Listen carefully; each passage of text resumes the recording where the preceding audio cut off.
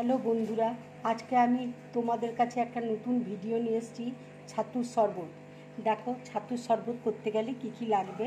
এখানে ছাতু নিয়েছি, ধনে পাতা আছে, পেঁয়াজ কুচানো আছে, লঙ্কা কুচি করা রয়েছে, লেবু আছে, নুন আছে, ঘরে বানানো আচারের তেল রয়েছে, আর আছে এখানে জোয়ান। এবার আমি ছাতুটাকে জল দিয়ে গুলে নিচ্ছি।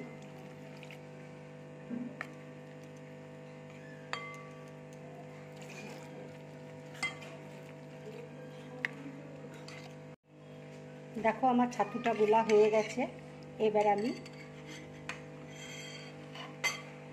একটু নুন দিয়ে দিচ্ছি, পেঁয়াজ কুচি দিয়ে দিচ্ছি, এবার আমি কাঁচা লঙ্কা কুচি দিয়ে দিচ্ছি, ধনে পাতা দিয়ে দিচ্ছি, লেবু রস দিয়ে দিচ্ছি,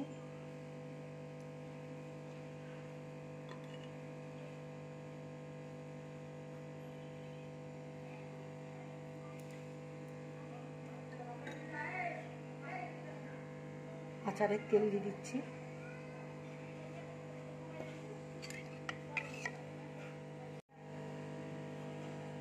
নিয়ে ভালো করে গুলে নেব।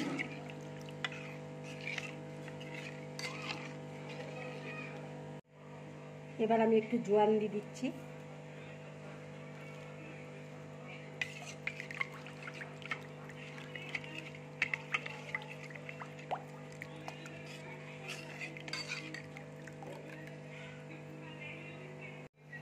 এবার আমি একটু পেঁয়াজ কুচি দিয়ে দিচ্ছি।